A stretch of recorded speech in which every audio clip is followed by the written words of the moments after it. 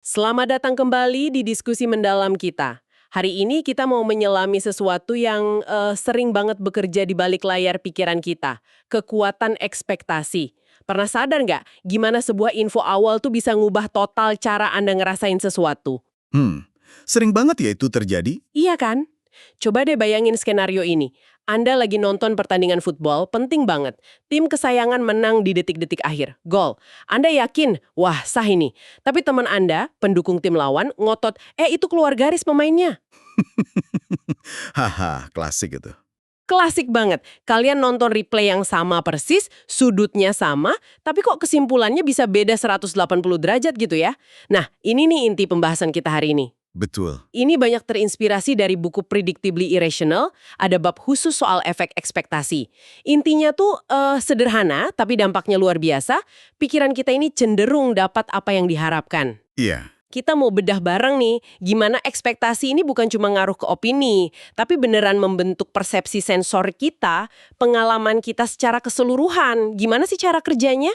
tentu. Dan penting juga nih buat diingat. Ini bukan sekedar soal positive thinking loh ya. Oh, bukan cuma itu. Bukan. Ekspektasi itu secara aktif mengubah cara otak kita loh. Memproses informasi dari luar. Bahkan sampai mengubah apa yang kita rasakan secara fisik. Jadi ini fenomena yang dalam banget sebenarnya. Oke, menarik. Kita mulai dari mana nih? Mungkin dari salah satu wawasan kunci riset ini ya, soal informasi yang kita dapat sebelum ngalamin sesuatu, itu katanya dampaknya kuat banget ya. Nah, betul. Kuat banget. Jauh lebih kuat daripada info yang datang belakangan. Contohnya gimana tuh yang eksperimen bir itu ya? Iya, contoh klasiknya itu eksperimen bir di MIT. Jadi, mahasiswa di sana ditawari 2 jenis bir gratis. Satu bir biasa aja, satunya lagi bir yang sama tapi udah ditetesi sedikit cuka balsamik. Hah? Bir pakai cuka? Aneh juga ya. Kedengarannya aneh kan? Nah, mereka sebut itu MIT Brew. Eksperimennya ada 2 skenario utama. Pertama, partisipan nyicipin dua-duanya, tapi nggak tahu sama sekali kalau ada cuka di salah satunya. Kondisi buta lah istilahnya. Oke, jadi nggak ada ekspektasi apa-apa ya. Terus skenario kedua? Skenario kedua, partisipan dikasih tahu sebelum nyicip kalau salah satu bir itu ada cukanya. Hasilnya gimana? Pasti pada milih yang biasa dong. Nah, ini dia yang mengejutkan. Pas mereka nggak tahu ada cuka, di kondisi buta tadi, mayoritas malah milih yang ada cukanya, si MIT Brew itu. Serius? Kok bisa? Mereka bilang rasanya lebih unik, lebih kompleks, ada yang bilang lebih enak malah. Tapi, begitu dikasih tahu sebelum nyoba, ini ada cukanya loh.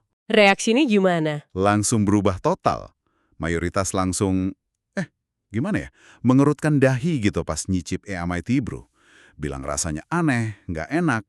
Jelas mereka milih bir biasa. Wow, jadi ekspektasi negatif bir pakai cuka aneh itu beneran ngubah rasa di lidah mereka ya, bukan cuma opini aja. Kayaknya sih gitu. Mereka nggak cuma mikir nggak enak, tapi beneran ngerasa nggak enak. Ekspektasi itu ngubah persepsi rasanya. Gila sih. Tapi tunggu dulu, ini beneran ngubah rasa atau cuma opini setelah diproses otak aja ya? Maksudnya, sekuat apa sih tipuan ekspektasi ini? Gimana kalau dikasih taunya setelah mereka nyicip? Nah, pertanyaan bagus. Itu juga diuji kok di variasi eksperimennya. Oh ya, hasilnya gimana? Hasilnya menarik. Jadi, ketika partisipan nyicip dulu, baru deh dikasih tahu soal cuka itu, ternyata mereka cenderung tetap suka sama MIT Brew.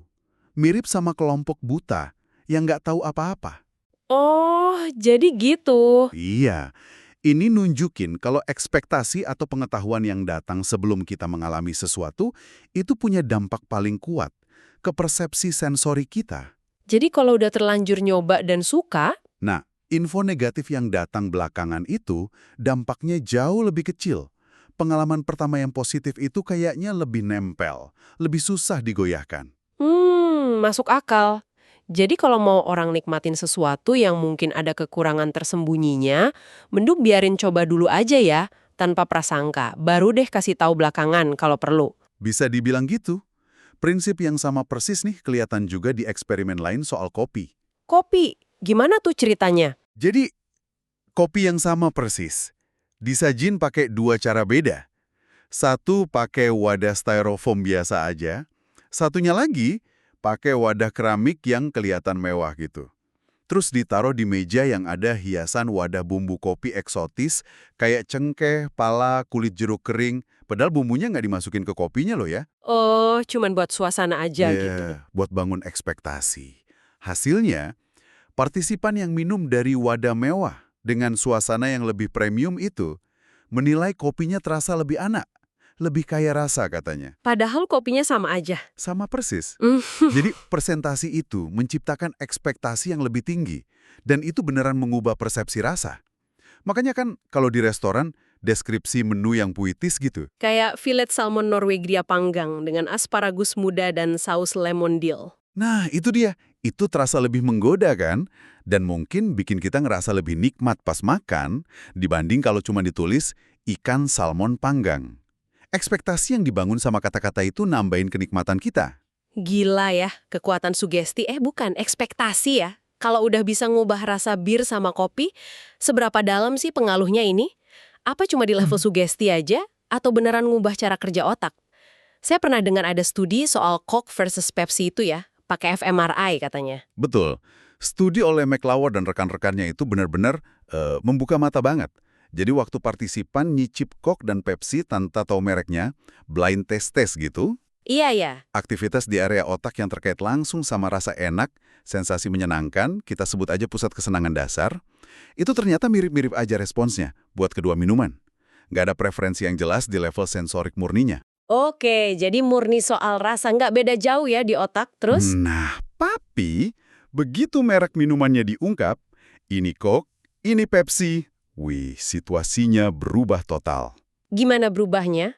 Ketika partisipan tahu mereka lagi minum Coke, apalagi nih buat yang emang dari awal udah suka banget sama Coke, ada area otak lain yang jadi jauh lebih aktif. Area apa tuh? Bukan yang soal rasa tadi? Bukan, area ini lebih terkait sama memori, asosiasi, sama makna yang kita kaitkan sama merek itu. Bagian otak ini, yang fungsinya lebih tinggi, kayak mikir itu, ternyata dia ngobrol sama si pusat kesenangan dasar tadi. Ngobrol gimana maksudnya? Dia kayak ngirim sinyal yang bikin respon senangnya jadi lebih kuat. Jadi seolah-olah, ingatan kita, citra merek Coke yang udah nempel itu, bikin rasa minumannya jadi lebih nikmat. Secara neurologis loh ini. Hah, jadi beneran merek itu bisa bikin rasanya lebih enak di otak kita, bukan cuma perasaan kita aja. Semua iklan, logo merahnya, kenangan masa kecil itu beneran bisa nyala di otak dan ngubah pengalaman minumnya. Kurang lebih begitu kesimpulannya. Kekuatan merek itu, secara harfiah, bisa meningkatkan pengalaman sensori kita. Wah, ini gila sih. Agensi iklan pasti seneng banget denger ini. Mereka beneran bisa memprogram pengalaman kita ya? Ya, pengaruh ekspektasi ini emang luas banget. Nggak cuma soal rasa atau merek. Contoh kuat lainnya itu, gimana ekspektasi membentuk cara kita melihat dan berinteraksi sama orang lain. Lewat stereotip. Oh, stereotip ya? Gimana hubungannya? Stereotip itu kan pada dasarnya, gimana ya, jalan pintas mental lah. Kategori yang kita buat nebak sifat atau perilaku orang berdasarkan kelompoknya. Kadang berguna sih, biar cepet. Tapi ya, bahaya juga. Bahayanya kenapa? Karena menciptakan ekspektasi yang kaku. Yang bisa bikin bias persepsi kita, bahkan perilaku kita. Seringnya negatif lagi. Dan yang lebih rumit, stereotip ini nggak cuma ngaruh ke cara kita lihat orang lain, tapi bisa masuk ke orang yang distereotipkan itu sendiri ya. Kayak studi soal perempuan Asia Amerika dan tes matematika itu. Nah, iya. Studi klasik itu.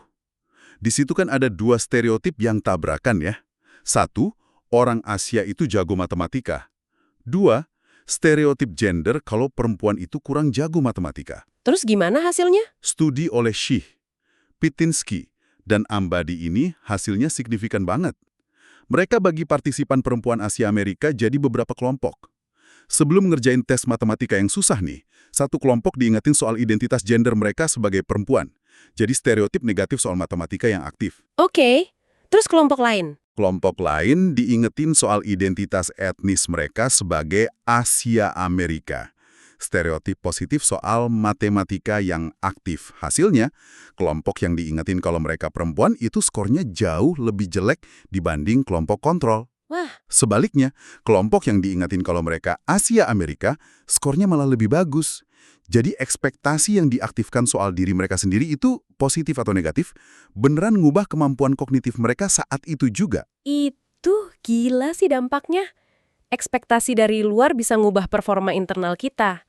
Nah, kalau ekspektasi tentang orang lain, bisa nggak itu secara halus ngubah perilaku kita ke mereka tanpa kita sadar? Wah, bisa banget. Ada studi lain yang terkenal juga dari Barg, Chen, dan Burrows. Mereka pakai tugas nyusun kalimat acak gitu buat secara halus nanemin konsep tertentu ke partisipan, istilahnya priming. Oke, priming. Terus? Satu kelompok dikasih kata-kata yang nyambung sama kekasaran, kayak agresif, ganggu, kasar.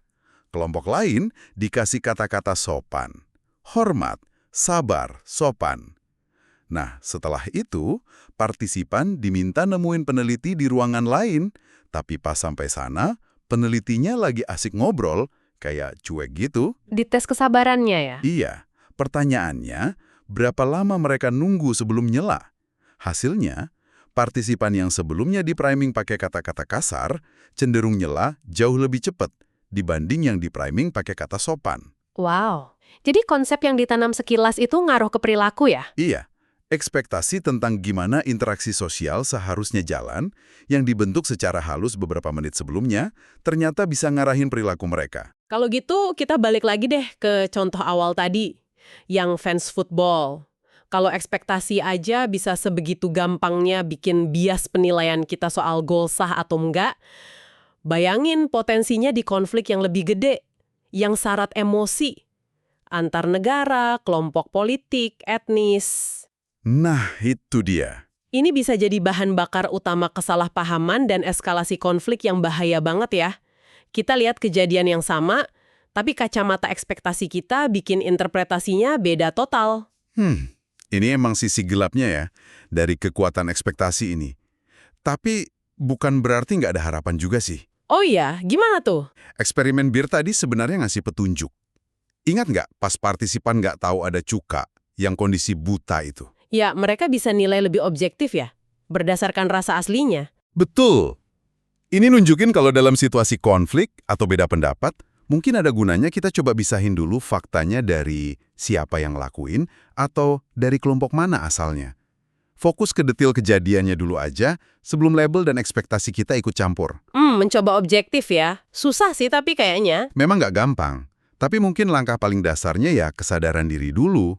Ngakuin kalau kita semua, tanpa kecuali, pasti bawa bias ekspektasi masing-masing.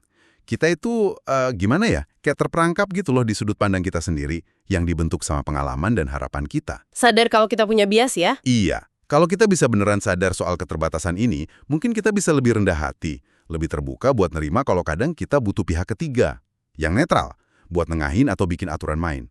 Pihak ketiga yang idealnya belum terkontaminasi sama ekspektasi kita yang lagi berseteru ini. Oke.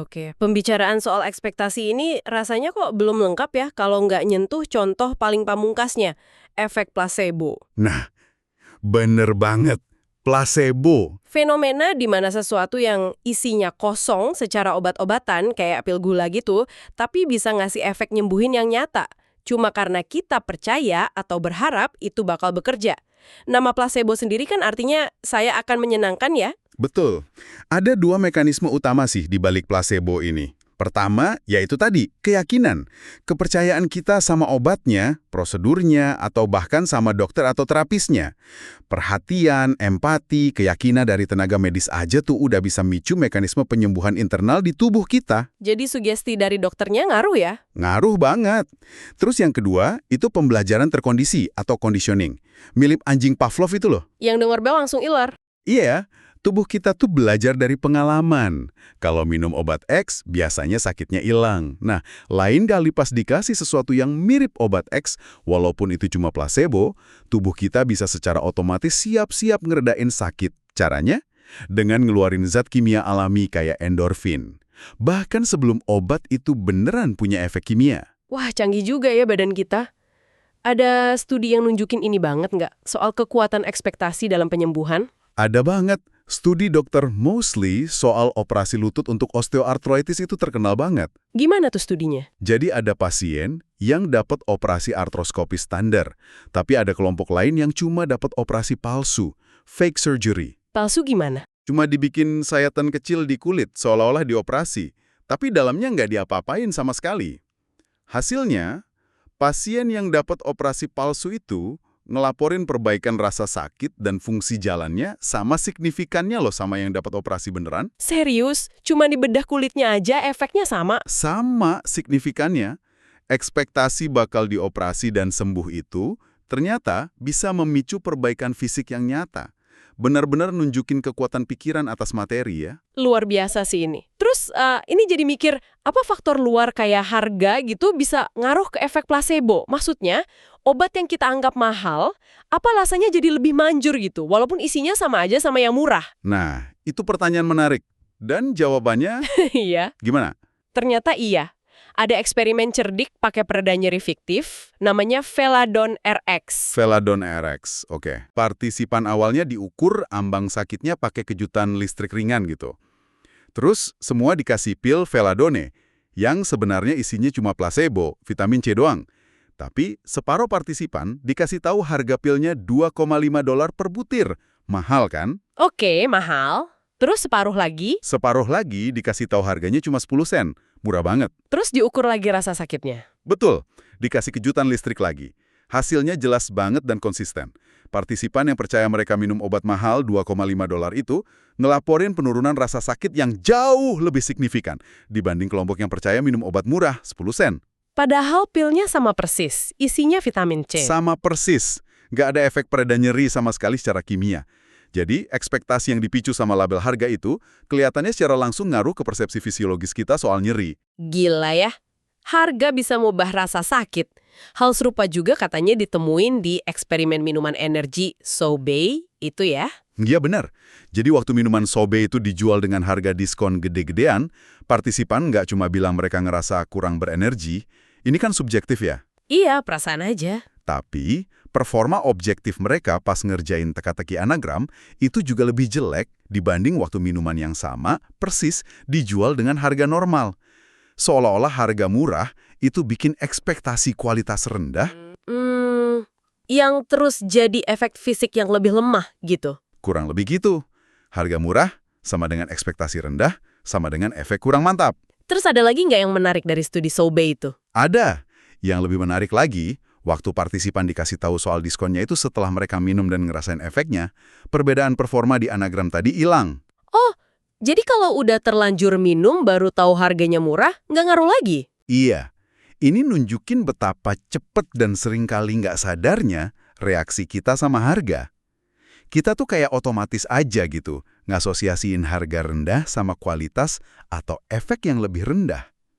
Dan asosiasi mental ini bisa ngaruh ke pengalaman fisiologis kita sama produk itu. Jadi kalau kita tarik benang merahnya nih ya dari semua obrolan kita, jelas banget ya, ekspektasi kita itu, wah bukan cuma kacamata pasif buat lihat dunia. Bukan sekedar filter ya. Bukan, dia tuh kekuatan aktif yang ngebentuk, ngewarnain, dan kadang-kadang beneran ngubah realitas yang kita alami. Mulai dari rasa bir atau kopi, Iya, cara kita nilai orang lain pakai stereotip, betul. sampai seberapa manjur obat sakit kepala yang kita minum. Semua itu kena pengaruh banget sama apa yang kita harapin sebelumnya. Iya, memahami mekanisme ini tuh penting banget sih menurut saya. Kesadaran ini bisa bikin Anda jadi konsumen yang lebih cerdas. Gak gampang kena pengaruh cuma gara-gara kemasan bagus atau harga mahal. Bener juga. Bisa juga bikin Anda jadi pasien yang lebih kritis. Ngerti kalau keyakinan Anda sama pengobatan itu juga punya peran penting loh dalam proses sembuhnya. Dan yang paling penting mungkin ya, Apa tuh? bikin kita jadi individu yang lebih sadar sama bias kita sendiri. Kita bisa mulai biasain nanya ke diri sendiri, gue beneran suka ini karena emang bagus? Atau jangan-jangan karena gue berharap ini bagus ya? Refleksi diri ya. Dan ini kayaknya nyambung ke pertanyaan penutup buat pendengar kita di rumah nih. Silahkan. Mengingat betapa dalamnya ekspektasi ini ngerasuk dan ngebentuk pengalaman kita. Coba deh, Anda pikirin, seberapa banyak sih dari apa yang Anda anggap selera asli Anda, preferensi Anda, atau bahkan keyakinan Anda, yang sebenarnya itu hasil dari ekspektasi yang ditanemin dari luar? Pertanyaan bagus tuh. Entah itu dari merek, dari harga, dari lingkungan sosial, atau dari stereotip yang terus kita dengar. Coba deh pilih satu aja ekspektasi kuat yang Anda punya sekarang. Mungkin soal makanan tertentu, tempat liburan favorit, atau bahkan soal kemampuan diri Anda sendiri. Oke. Terus coba tanyain ke diri sendiri, gimana kalau ekspektasi ini nggak sepenuhnya akurat? Apa yang mungkin terjadi kalau Anda coba deketin hal itu minggu ini, seolah-olah baru pertama kali ketemu tanpa prasangka apapun? Menarik untuk dicoba itu. Ya kan? Terima kasih sudah menyimak diskusi mendalam kita kali ini. Sampai jumpa!